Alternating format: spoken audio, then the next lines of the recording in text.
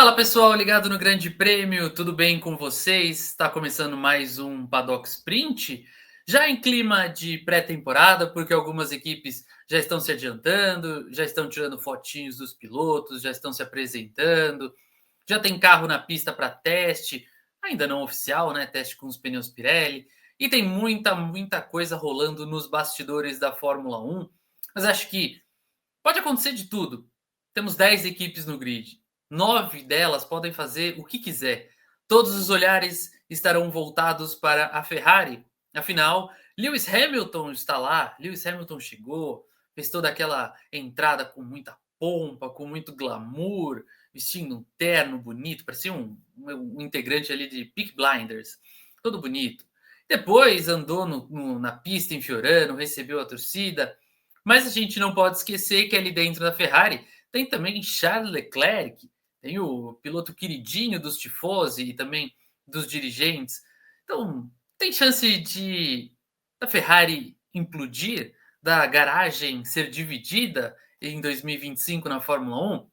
A gente vai falar muito sobre isso. Afinal, o Juan Pablo Montoya, o ex-piloto, deu o seu pitaco sobre esse assunto, mas hoje eu vou querer ouvir, é claro, de Vicente Suela, que está aqui comigo no Paddock Sprint. Olha só, que rapaz bonito, sempre com um sorriso, sempre disposto, é assim que eu gosto.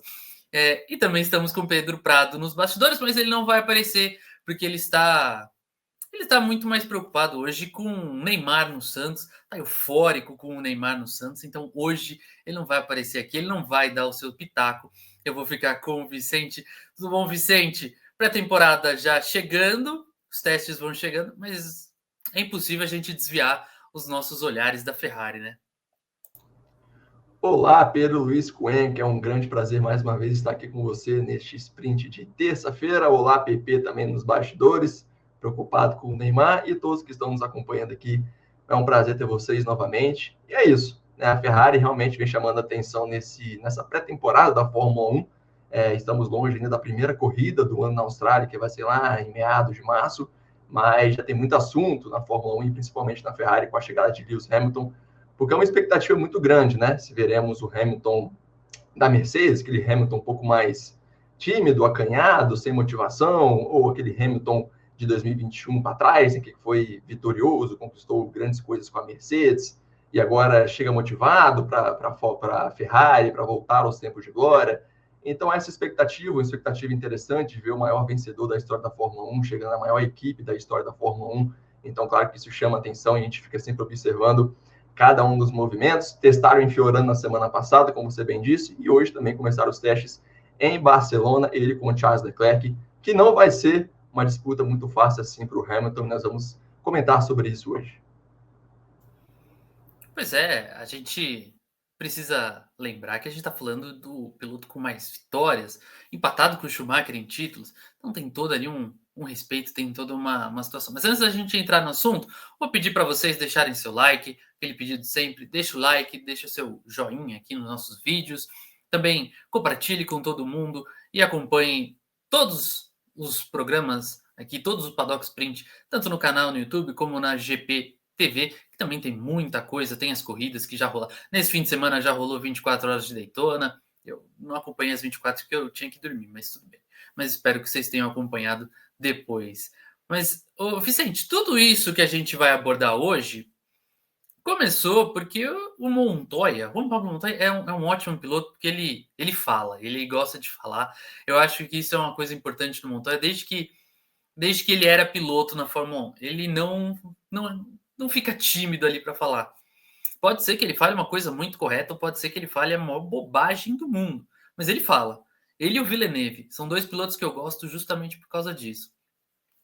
E o Montoya, numa entrevista, disse que, abre aspas, a presença de Hamilton cria uma dinâmica difícil para Leclerc na Ferrari. A menos que ele já saiba que ainda é o futuro do time vermelho, Charles pode tirar proveito da chegada de Lewis à equipe. E depois ele diz que é, o Leclerc pode acabar se autodestruindo, né? A Ferrari pode acabar se autodestruindo neste relacionamento. A gente sabe que o Leclerc ali é um queridinho da torcida, que é um queridinho da Ferrari há um tempo, né? Tanto que Ele já é piloto da academia há um tempo, ele entra na Ferrari em 2019, depois de passar pela Alfa Romeo, pela Sauber, né? E aí ele desbanca um Sebastian Vettel, tetracampeão mundial, encara um Carlos Sainz e mantém sempre a moral com a torcida, com os dirigentes. Só que agora ele vai ter o maior desafio da carreira, que é um Lewis Hamilton. Pode não estar na melhor fase da carreira, mas ainda assim é um Lewis Hamilton. Você acredita que vai ter essa ruptura na garagem da Ferrari? Há chance de uma divisão ou vai ter respeito de ambas as partes? Eu acho que é possível ter ambos, vamos dizer assim. Eu acho que a situação vai ser um pouco similar com o que a gente teve com o George Russell na Mercedes, que, claro, havia um respeito ali, que o Russell sempre demonstrou ter pelo Lewis Hamilton, e o Hamilton sempre mostrou ter pelo Lewis Hamilton, pelo George Russell, mas a gente percebia que o clima não era dos melhores, né? Obviamente, eles não eram os melhores amigos, não eram os parceiros, né, e tudo mais, e isso é natural dentro de uma equipe grande como a Mercedes, agora como a Ferrari, e dois pilotos competitivos que têm o objetivo de vencer campeonatos, né? É uma situação completamente diferente, só para pegar um exemplo aqui, do Max Verstappen com o Sérgio Pérez, por exemplo. O Pérez é um piloto muito inferior, é um piloto que sabia que não conseguiria vencer o campeonato, ele sabia que estava ali apenas para ajudar a Red Bull a vencer o Mundial de Construtores. Então, é claro que essa relação para um piloto de ponta com o Max Verstappen é muito fácil, era muito mais fácil, vai continuar sendo assim com o Liam Lawson, que também não chega aos pés de Verstappen. Já com o Hamilton, tanto com o George Russell quanto com o Charles Leclerc, a situação é diferente. São pilotos com patamares altíssimos ali, obviamente, não estou comparando aqui quem é melhor ou não, o Hamilton já tem seu nome ali marcado na história, e o George Russell e o Charles Leclerc, dessa atual geração, têm grande potencial de virem a ser campeões mundiais no futuro, né? A gente não sabe muito bem, mas tem esse potencial de fato, se tiverem um carro competitivo em mãos.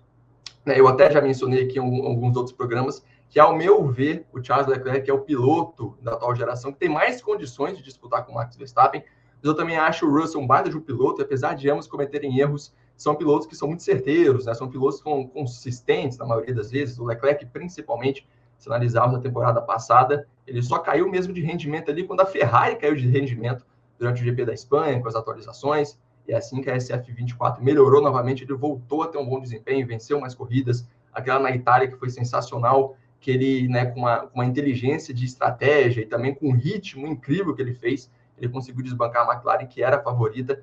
Então, com dois pilotos nesse patamar, nesse nível, dois pilotos que ainda almejam algo na carreira, o Hamilton tem o 8º título para ser o único com 8 títulos, o Leclerc, que quer finalmente, tem essa oportunidade agora de ter um carro competitivo em mãos para, quem sabe, vencer o campeonato, né? Começando no 0-0 ali com o Verstappen, porque a Ferrari conseguiu igualar a Red Bull ou até superar a Red Bull no ano passado, quando o Verstappen já tinha criado uma gordura no início do campeonato. Então, o Verstappen soube jogar muito bem com o regulamento, com a vantagem que ele tinha, e venceu a competição. Agora, começando do zero, o Leclerc, obviamente, tem essa motivação de ver a Ferrari no caminho certo, desde que Frederic Vasseur assumiu, de ver o carro evoluindo, se desenvolvendo, tendo chance de brigar por vitórias, né, por pódios, e agora tendo a chance de começar o campeonato, novamente, do zero e brigando até por um título em 2025, antes de 2026, que a gente não sabe o que vai acontecer com o novo regulamento.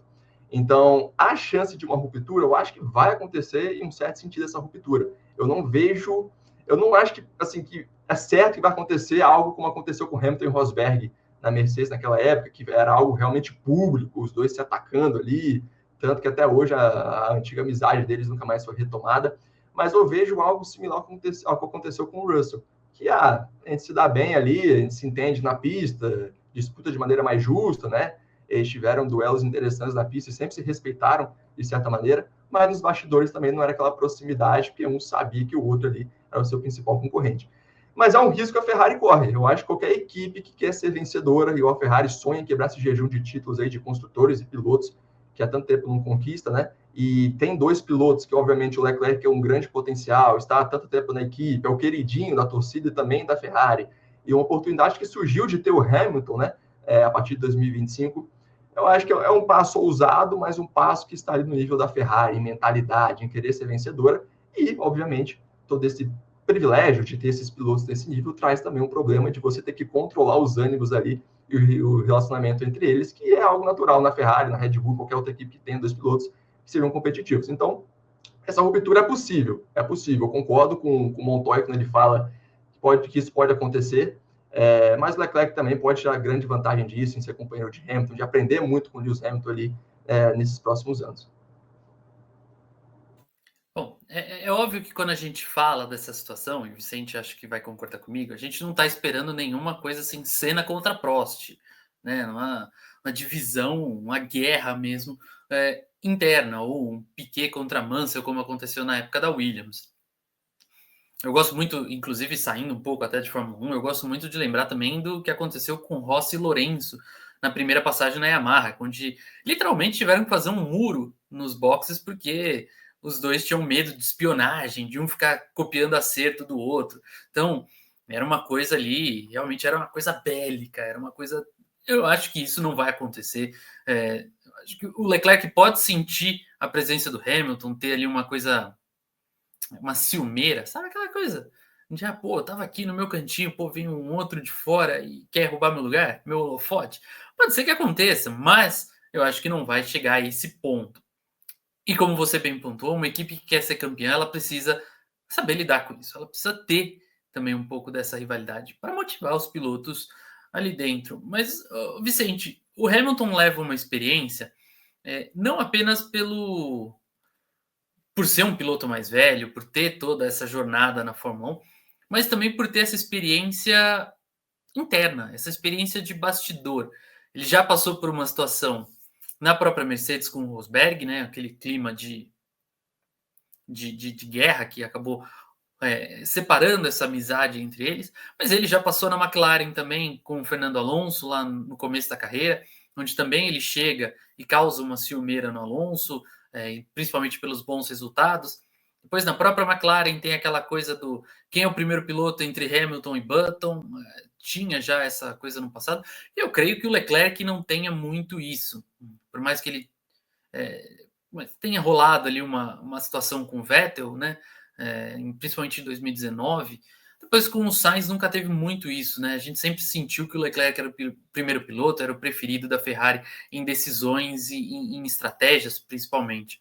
Então você acha que o Hamilton, por ter essa experiência, por saber lidar melhor com isso, ele chega mais preparado para isso? E o Leclerc talvez tome um choque nessa situação de tentar entender como lidar com um companheiro maior, assim, de nome e de respeito?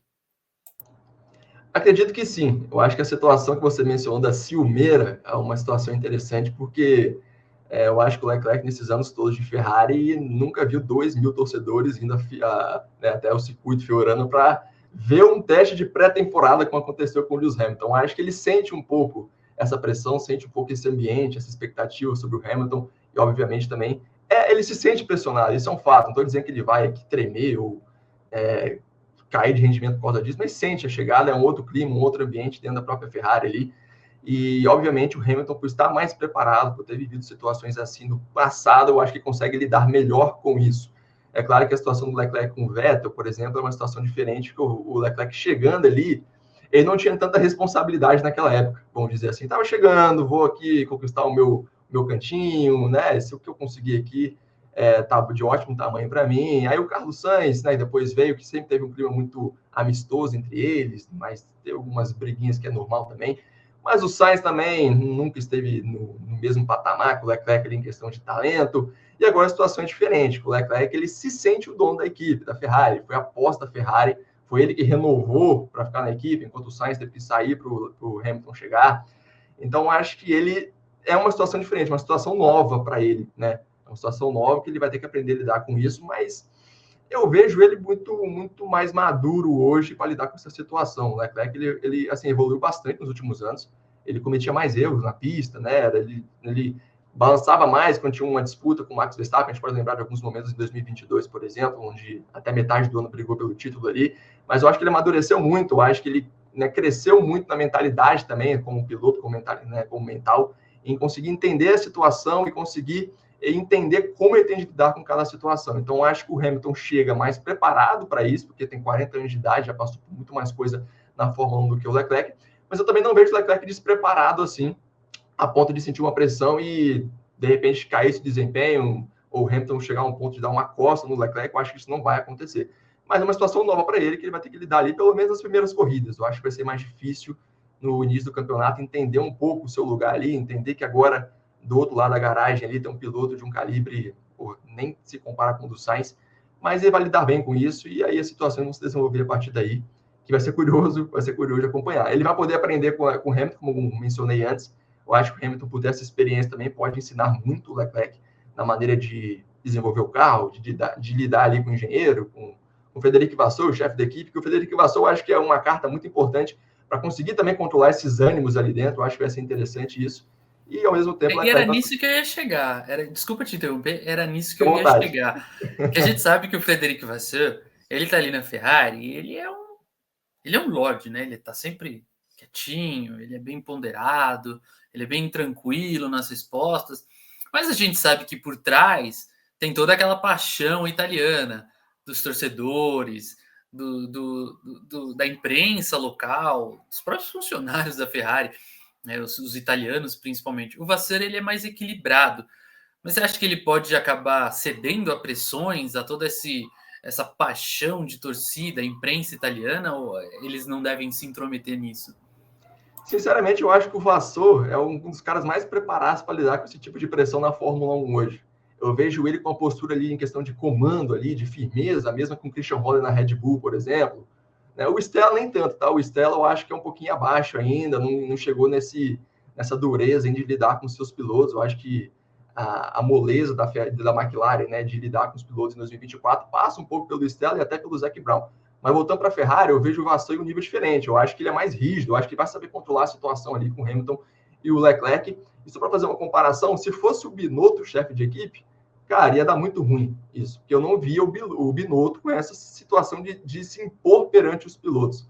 Eu acho que essa mudança do Vasseur, do Binotto para o Vasseur na Ferrari, foi importante não só no crescimento da equipe com o carro, né, com desenvolvimento em pista, mas também a postura nos bastidores, que o Vasseur é muito mais comandante. Então, acho que ele vai conseguir lidar com essa situação. Claro, em alguns momentos ali, pode ser que o Hamilton, em uma declaração, ou o Leclerc, uma declaração, depois de um encontro entre eles na pista, alguém se exalte um pouco mais, mas eu acho que ele vai conseguir puxar os dois ali de novo, unir os dois novamente, focar na Ferrari.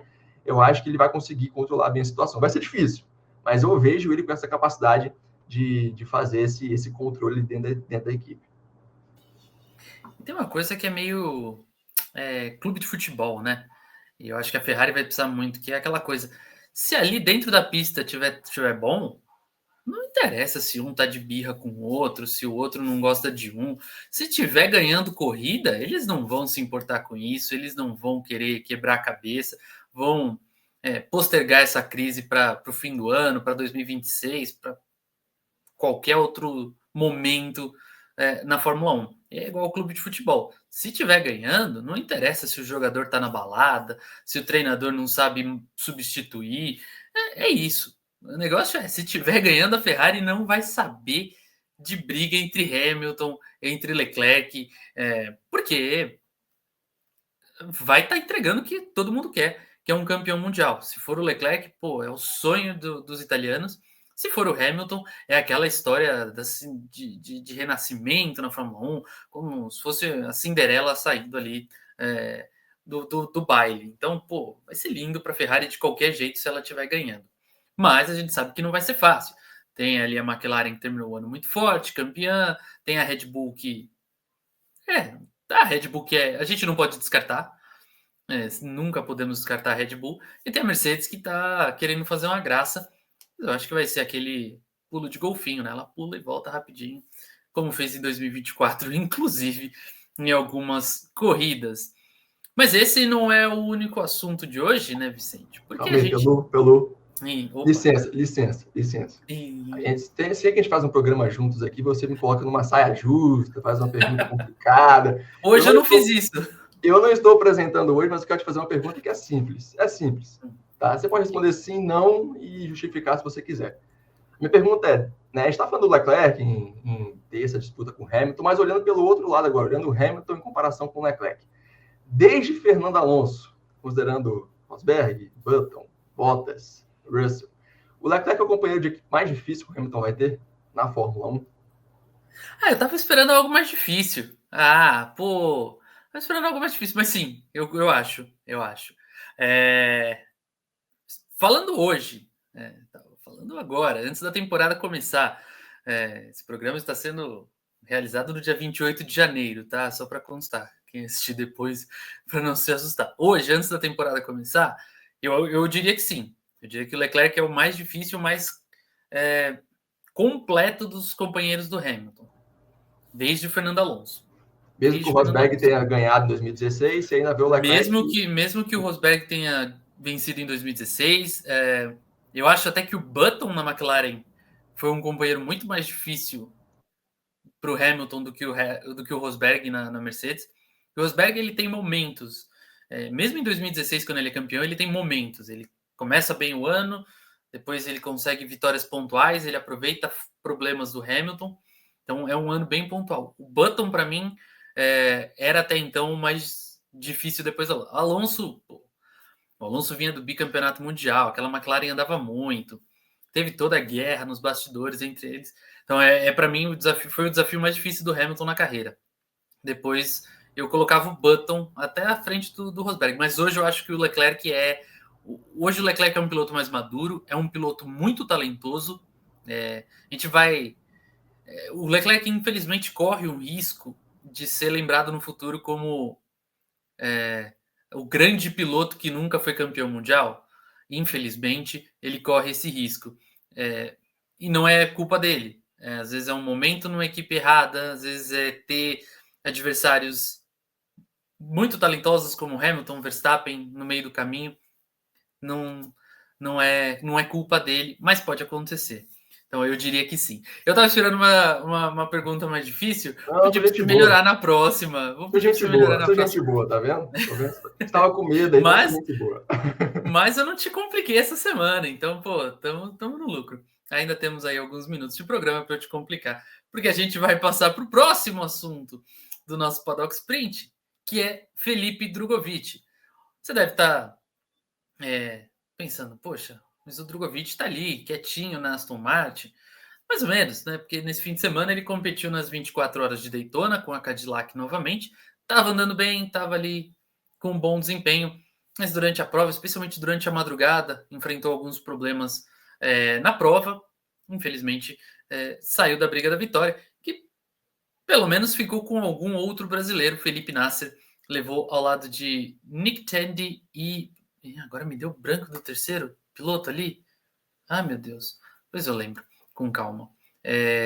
Mas o Drugovich foi especulado na Sauber já para 2025. Obviamente não como titular, porque a equipe já fechou com Nico Hülkenberg e com o Gabriel Bortoleto, que vai estrear. Laurens Vanthoor, obrigado aqui, o Vicente me salvou aqui no chat. Laurens Vanthoor era o terceiro piloto da Porsche Penske, com o Nasser e com o Nick Tandy.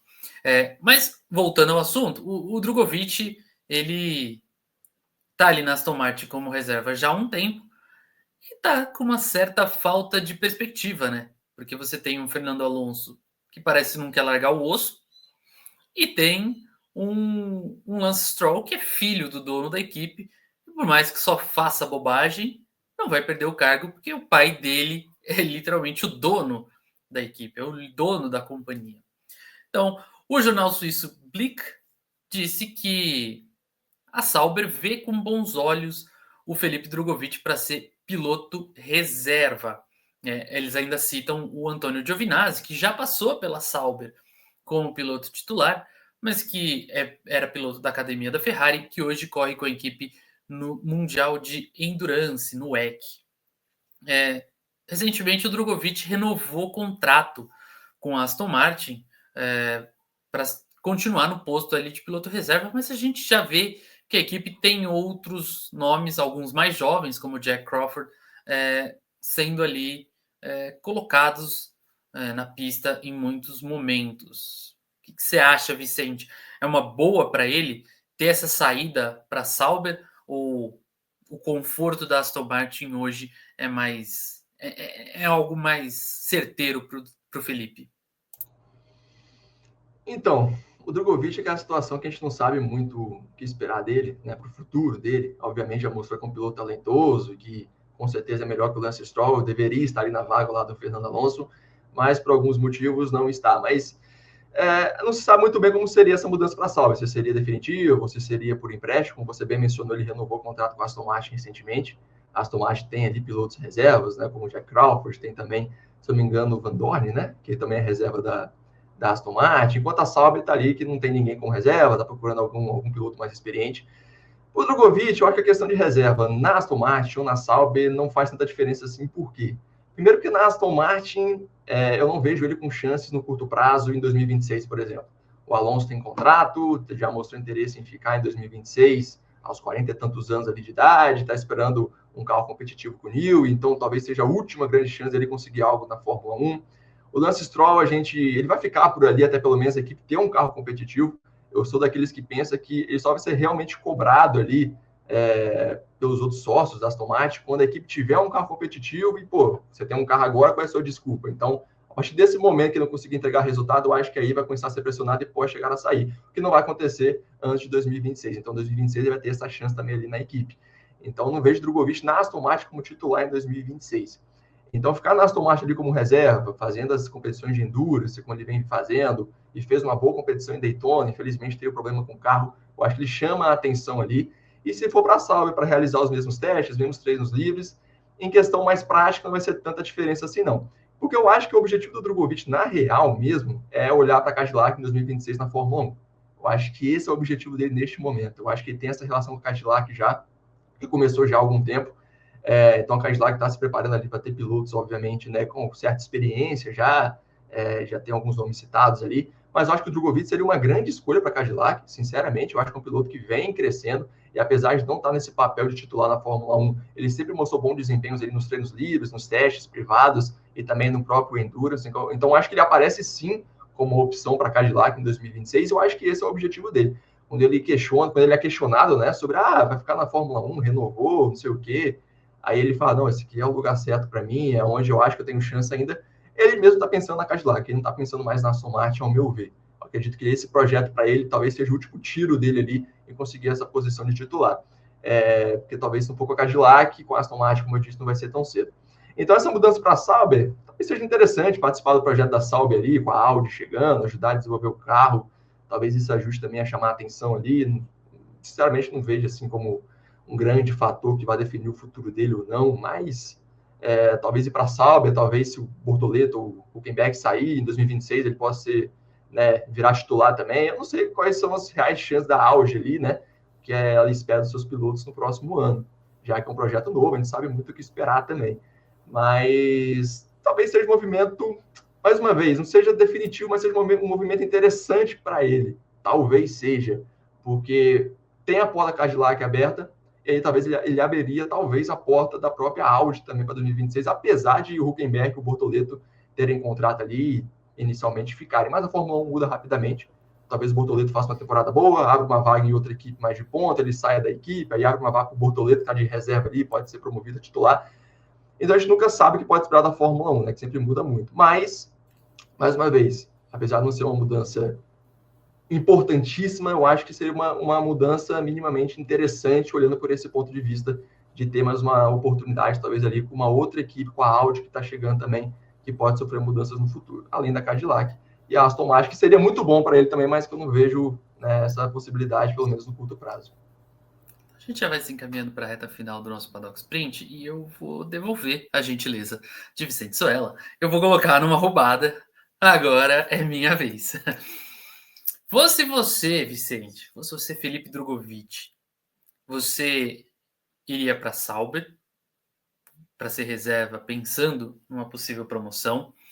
Você ficaria na Aston Martin, inclusive pensando num projeto do EC, já que ela vai entrar com o hipercarro? Ou você pensaria na Cadillac para a Fórmula 1 e até, se não der certo, pensa aí para o WEC e INSA? Sinceramente, eu negociaria com o papai Lawrence Stroll lá. Me empresta para a Sauber, continuo com o meu vínculo aqui com a Aston Martin. Se quiser para mim no EC, estou à disposição. Mas me empresta ali rapidinho para a Sauber, ficar esse um ano lá, fazendo alguma coisa diferente. Estou ligado a vocês ainda, se precisarem é só chamar de volta. Mas também deixa as portas abertas para mim no futuro, se caso uma Cadillac queira. Claro que não é uma negociação tão fácil assim, é muito fácil falar. A gente sabe que há muitas coisas que estão ali, questão de patrocinador, né? o Lawrence Stroll, obviamente, vê valor no Drogovic, tanto está segurando ele ali na equipe, e não abriria a mão tão fácil dele assim para uma rival da Fórmula 1. E talvez a Cadillac chegue até mesmo, ao meu ver, com mais chance de ser forte do que a própria Audi em 2026. Mas se eu fosse o Drogovic, se não tivesse essa possibilidade de negociações ali, eu permaneceria na Aston Martin. Eu acho que eu ficaria no projeto e visaria ali uma entrada Cadillac, já que eu já tenho essa relação também com a montadora. Então, é o que eu faria. Que para mim, a Sauber, sinceramente, eu não vejo, nem com a Audi, eu vejo grandes perspectivas assim de 2026, 27, e até para o próprio Bortoleto. Eu acho que é importante ter aquela vaga ali, mas é importante usar aquela vaga ali pensando em mostrar seu valor e mudar de equipe futuramente. Então, essa seria a minha decisão. Tô com você nessa. A gente foi até simpático. Fomos gentis nas perguntas mais capciosas do dia. A gente precisa lembrar que a Fórmula 1 tá parada aí. Vão começar os lançamentos, vai ter aquele evento lá em Londres e tal, mas os testes mesmo de pré-temporada só acontecem no final de fevereiro, só na reta final do próximo mês, próximo ali do carnaval. Então você vai estar pensando no desfile da sua escola de samba preferida, e os carros estarão ali andando, acelerando na pista do Bahrein. Mas antes, também um outro lembrete para você que está nos acompanhando, seja nos nossos canais, seja na GPTV. Primeiramente, muito obrigado. Não esqueça do like, não esqueça de compartilhar nossos conteúdos diários aqui do Grande Prêmio e também de acessar o grandepremio.com.br para ter as notícias fresquinhas na hora, tudo rapidinho, tudo bem, muito bem explicado. E também lembrar para vocês que nós lançamos o nosso clube de membros, o Grande Premium, que vem recheado de benefícios. Né? Os assinantes terão acesso a conteúdos exclusivos, um Paddock Sprint só para eles, lindinho, só com assinantes, além de clubes de descontos e muitas vantagens em lojas, farmácias e muito mais. Também teremos aulas de inglês, aulas fitness, de pilates, telemedicina, assistência técnica remota de TI e muitas outras vantagens para você. Tudo isso é só apontar o QR Code que está aí, ó, tá na nossa tela, tá passando aí, ó, em cima da cabeça do Vicente. Você aponta o QR Code na tela e escolhe o seu plano. Temos o plano Pole, o Hat-Trick e o Grand Chalet. Você vai lá, dá uma olhada, vê qual que é mais vantajoso para você e assina o Grande Premium. É isso, recado dado, fofocas feitas, análises feitas. Obrigado, Vicente, pela presença, pela companhia mais uma vez no Paddock Sprint. Obrigado a todos que nos assistiram pela companhia e nos vemos na próxima vez. Até lá.